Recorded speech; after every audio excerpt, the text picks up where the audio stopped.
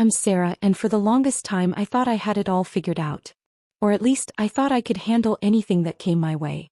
I mean, I had to.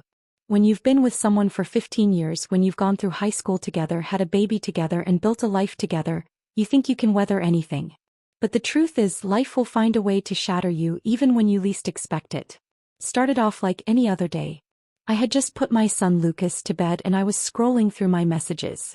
It was February when I saw the message from someone I never thought I'd hear from.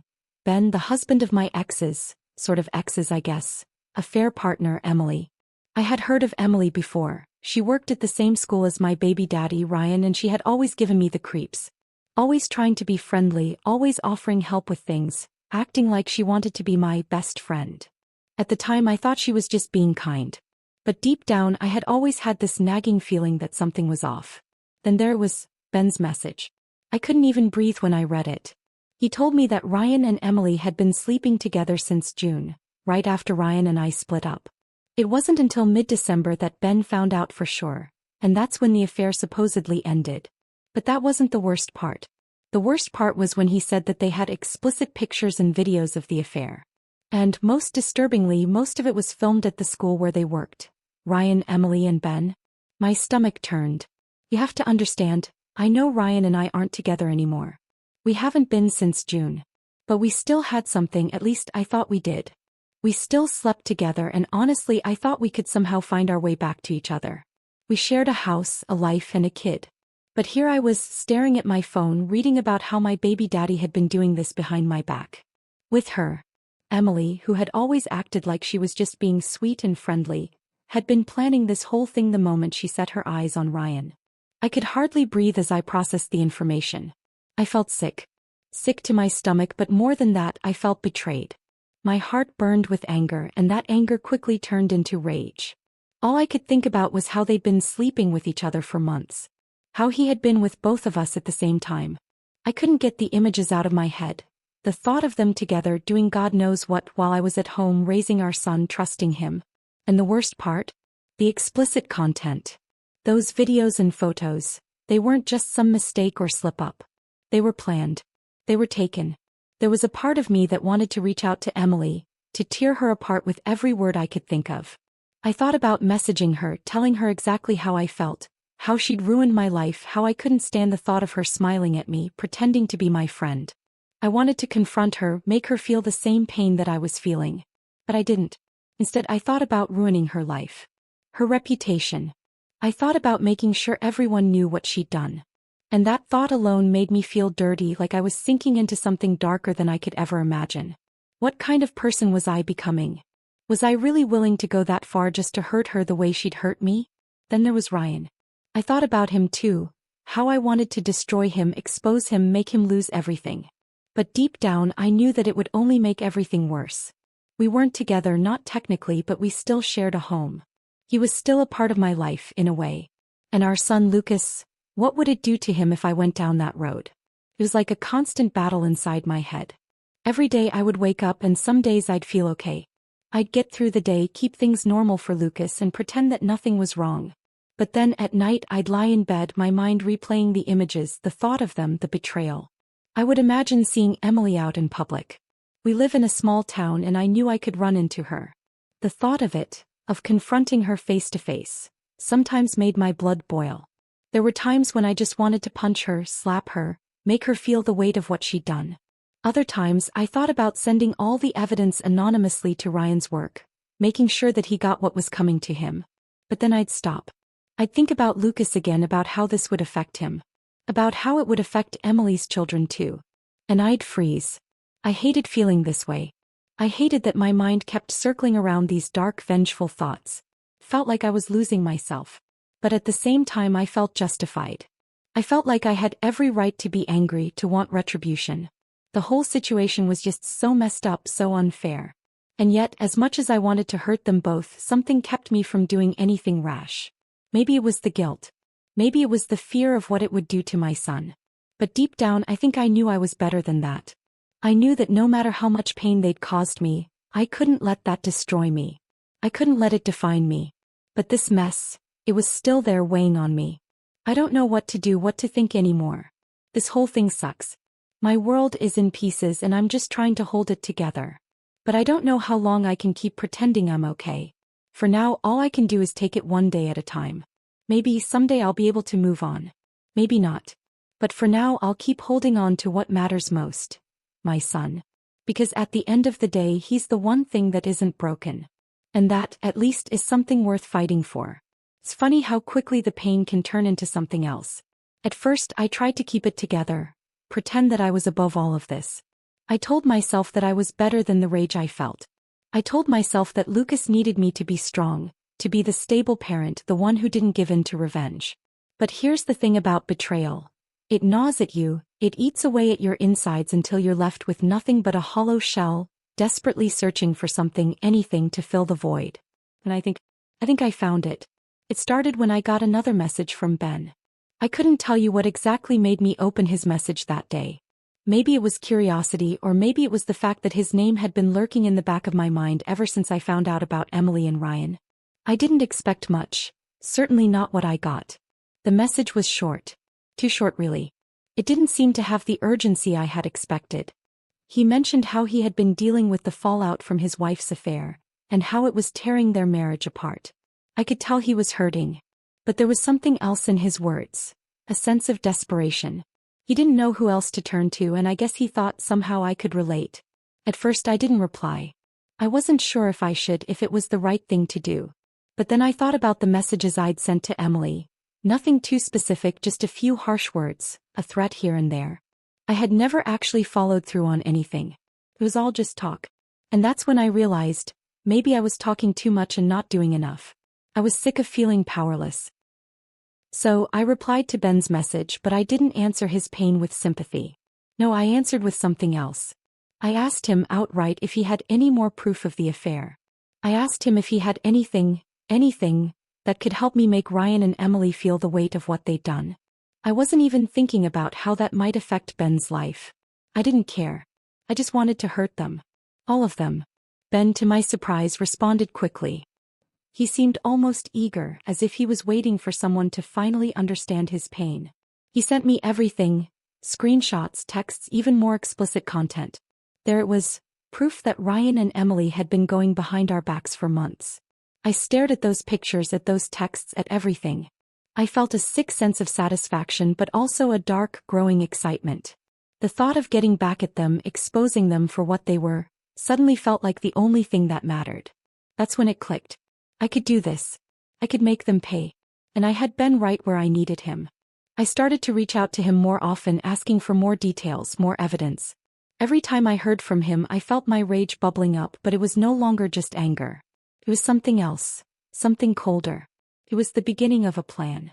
I'd be lying if I said I didn't start to enjoy it. There was something deeply satisfying about knowing I had the power to ruin their lives, to tear everything they'd built apart. It wasn't just the affair anymore. It was about justice. At least that's what I told myself. I convinced myself that I wasn't being petty. I convinced myself that this wasn't about me. No, this was about getting what I deserved, what my son deserved. I started to think more and more about what I could do. I thought about sending everything to the school, to Ryan's colleagues, to anyone who would listen. I thought about making sure they lost everything. Emily with her fake best friend act. Ryan, who had betrayed me in the worst possible way. I could do this. I would do this. The thing is, the more I plotted, the more I felt like I was slipping into something darker. It wasn't just about them anymore. It was about me. I needed this. I needed to feel like I had control over something. Anything. I kept Ben on the hook, feeding him lines to get more out of him. He seemed to want to help, but the more I pushed him, the more desperate he became. He'd talk about how Emily was pulling away, how his marriage was crumbling. In the back of my mind, I wondered if I was making things worse for him. I didn't care. All that mattered was the final picture, the aftermath. One night, Ben sent me something that made my heart race. A recording. It was Ryan and Emily talking, laughing, and then more. The audio made my skin crawl. It was all so real. So intimate. So wrong. That was the moment I realized just how far I was willing to go. The revenge wasn't just a thought anymore. It was a goal. It was the only thing keeping me going some days. I started drafting messages in my head. How I would expose them, how I would make sure everyone knew what they had done. I even toyed with the idea of showing up at the school, confronting them publicly, making sure they knew I wasn't afraid. The thought of seeing Emily's smug face crumble, of watching Ryan squirm as his world fell apart, was a vision I couldn't shake. And then, as I was pacing around the house late one night, I had an idea. A plan. I would send the audio to Ryan's work. Anonymously, of course. They wouldn't be able to ignore it. He was an important part of their staff. His reputation would be ruined. I felt a rush of excitement. But then it hit me, what would that do to Lucas? What would that do to him? I froze, staring at my phone. For a moment, the rage faltered and I remembered everything I had been trying to hold on to. My son. My life. But the darkness in me whispered, don't stop now, Sarah. You've come this far. Don't let them get away with it. I didn't know what I was going to do next. But I knew one thing for sure. I wasn't done yet. Not by a long shot. I think somewhere along the way I stopped being able to tell the difference between what I wanted and what I needed. It's hard to admit that. But it's true. The more I fed off the anger, the more the line between the two blurred. And when I took that final step, when I made the decision that would change everything, I didn't even realize how far I'd fallen until it was too late. It started with the message from Ben. He reached out to me one night. No warning, just a simple text. Sarah, we can't keep doing this. It's ruining me. I don't know if I can handle any more of this. But I can't stop either. I didn't reply right away. I knew what I was feeling. I knew what was happening inside me. The thing is, once you've tasted revenge, once you've given yourself over to it, it's like a drug. You crave more. You can't stop. I thought back to the first time I had talked to him. How desperate he seemed, how lost. How much I could feel the pain in his words. It was no different than how I felt. I could see myself in him. And somewhere in my twisted mind I thought, maybe if I got closer to him, if I made him feel my pain, maybe it would give me something more. Maybe, in some sick way, it would bring me the satisfaction I had been chasing since I found out about Emily and Ryan. So I messaged him back. Ben, I understand. I'm not okay with what's happening either. But maybe we can help each other. You want to hurt them, right? I know I do. And maybe, just maybe, we can make them feel it the way we have. It wasn't long after that we started talking more late at night. Ben's messages grew darker, more pleading. I could tell he was a mess, but so was I. We were both broken in our own ways. But that brokenness, that need to feel something again, anything, began to pull us closer together. We talked about how everything had fallen apart. How we felt betrayed. How they both, Emily and Ryan, had taken our lives and torn them apart. I told him how angry I was at him too. How I felt used, discarded, like nothing more than a pawn in their messed up game. But the more I talked to him, the more I felt that familiar feeling. Power. Eventually I suggested we meet up. I wasn't entirely sure what I was doing. I didn't think I was going to sleep with him, not exactly. But there was this need inside me, this craving for something to fill the void, to finally take back control. I thought it would just be a conversation, a way to vent all the frustration, the hurt. I thought we could plan out the next steps. Maybe do something more with the evidence, push harder, expose them once and for all. But when I saw Ben that night standing in front of me with those haunted eyes, everything changed. It was like he could see straight through me, see the broken pieces I was trying so hard to hide. We didn't talk about what was really going on inside either of us. We didn't talk about our hurt or the betrayal or what we thought was right. No. Instead, we let the silence fill the space between us, and somewhere in that silence something else began to take over. It wasn't planned. It wasn't even conscious. But when he stepped closer to me, when his hand brushed against mine, I didn't pull away. I didn't think about the consequences. I didn't think about Lucas or the mess I was already in. I didn't think about anything except the craving. The need. Before I knew it, we were kissing. And I hated myself for it, but I couldn't stop. I had let all that anger, all that pain lead me here. Lead me to him. To Ben. It was fast. It was heated. And it was wrong. But it felt like the only thing I could do to get back at Emily and Ryan. To make them feel the way I felt. To make them feel like everything they had worked for, everything they had built, had been ripped from them just like they'd done to me. Afterwards, when we lay there in the quiet aftermath, I felt a strange sense of emptiness. At first I thought I might feel triumphant, like I had won. But the reality was far different. I felt hollow. Empty. Worse than I'd ever felt before. Ben, of course, was no different. He lay next to me, staring up at the ceiling, probably regretting everything just as much as I did. But in that moment there was a part of me that was satisfied. Not because I'd gotten revenge on Emily or on Ryan, but because I had finally crossed a line. I had done something that was mine, something that didn't belong to either of them. And maybe that was what I really wanted all along, to prove that I still had control.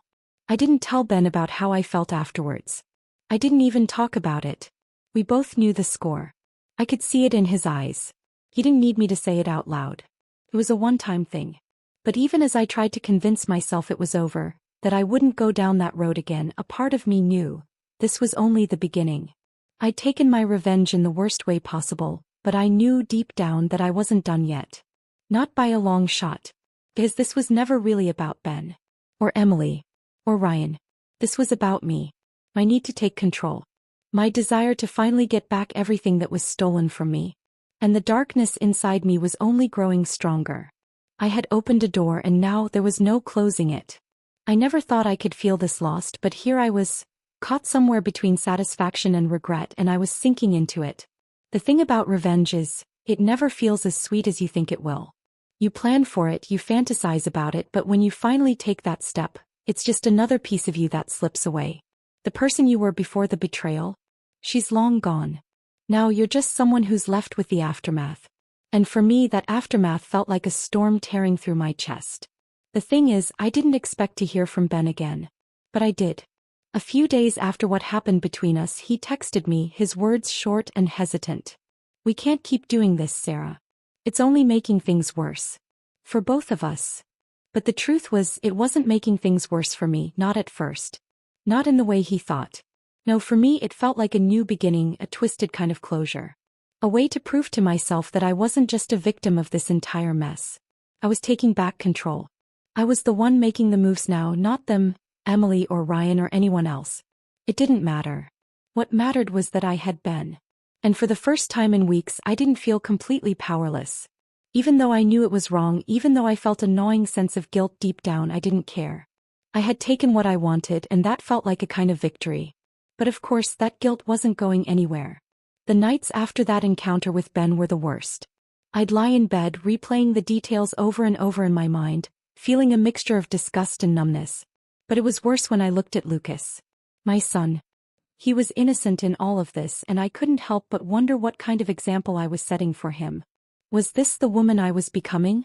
A woman who would sleep with the very person who had helped destroy her family, just to get back at the people who wronged her? Was this what revenge really looked like? A slow, poisonous burn that ate away at the last vestiges of your soul? I kept telling myself it was just one time. That I didn't have to see Ben again. That I had no obligation to him or anyone.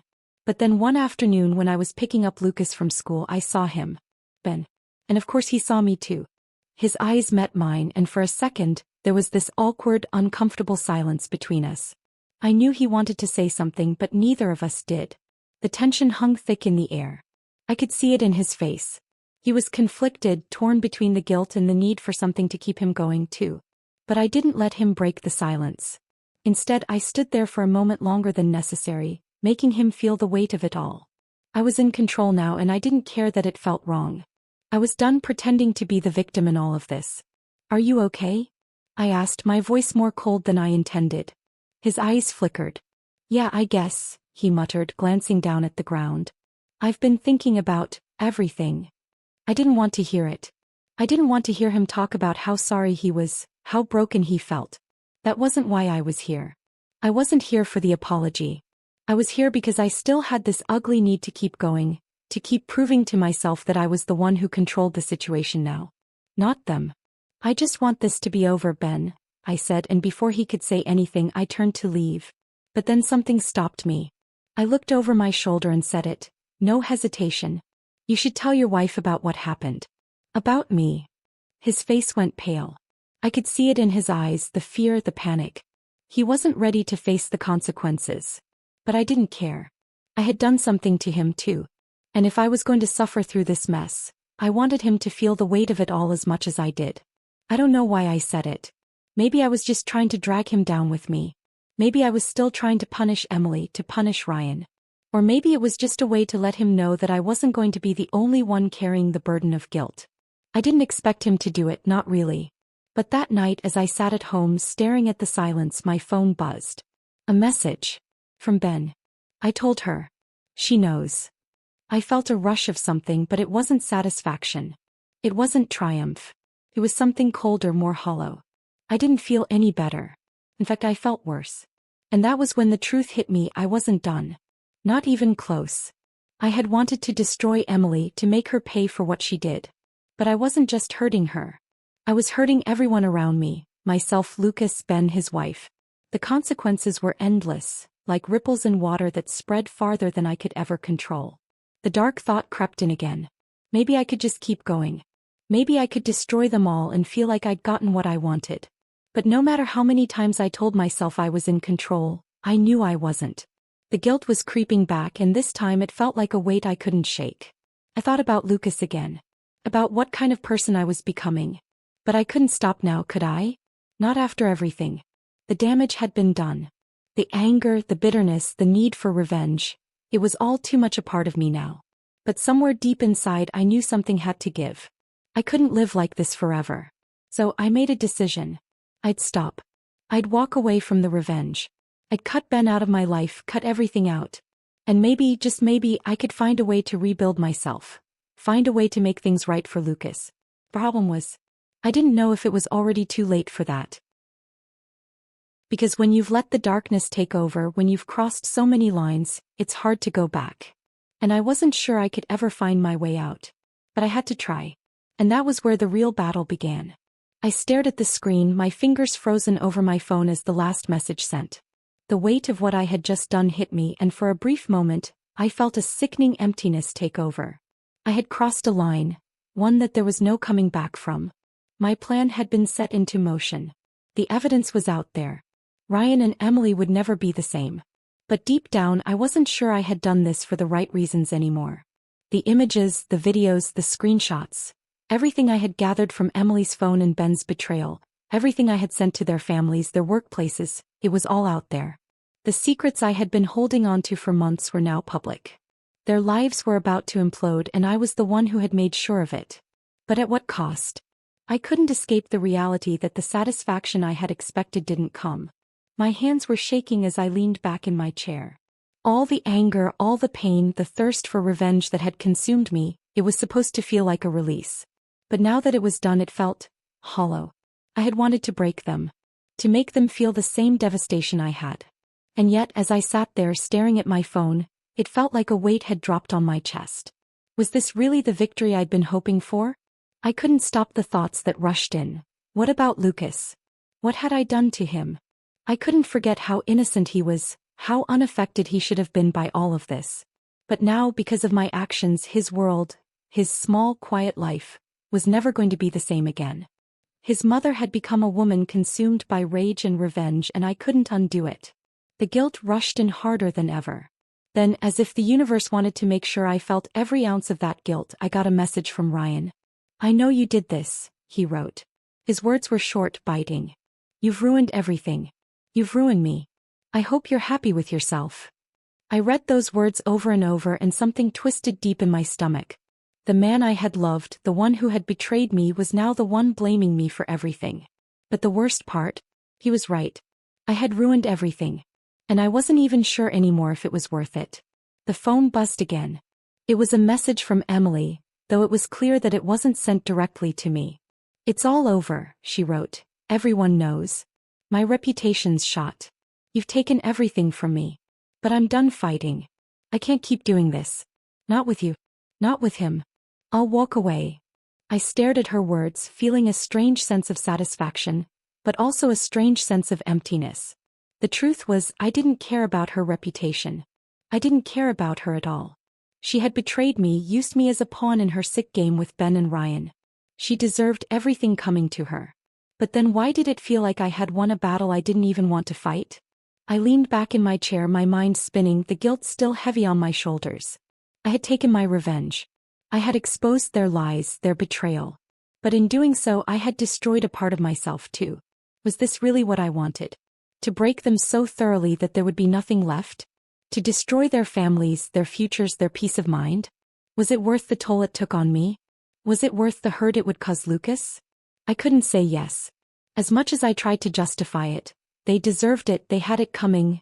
I couldn't shake the sinking feeling that maybe I had become the monster in this story. The more I thought about it, the clearer it became. I wasn't just punishing them. I was punishing myself too. I glanced at the window, the light from the street lamp flickering outside, casting long shadows across the floor. The world was still out there, spinning, moving on without me. But here I was, stuck in a self-made prison of rage and guilt, trapped by my own actions. And then something shifted in me. I had won. I had taken control. But it hadn't come at the price I thought I'd be willing to pay. I wasn't proud of what I had done. I wasn't proud of how far I'd gone. But I had taken back my power. I had exposed their lies, torn apart the web of deception they had woven. No matter what, that couldn't be undone. I could never take back the hurt I'd caused, the damage I'd inflicted. I couldn't fix the relationships I had destroyed. But maybe, just maybe, this was the first step in letting it all go. The anger, the revenge, the obsession with punishing them, maybe it was time to let it all fade away. But not yet. Not today. I needed a little more time. Time to process. Time to understand the mess I had made. I took a deep breath, closed my eyes, and sent one last message. An anonymous note to Ben, the last person who had helped drag me into this nightmare. I hope you're satisfied. You all got what you wanted. But if there's one thing you'll learn from this, revenge never makes you feel whole. It never heals the wounds. It only leaves scars. I put my phone down, finally allowing the silence to wash over me. The battle was over. The war had ended. And I had won. But the question now was, what would I do with the pieces of myself I had left? That I didn't know yet. But maybe, just maybe, the hardest part was admitting that sometimes, the hardest battle of all is the one you fight with yourself. And I wasn't sure if I was ready to face that one yet.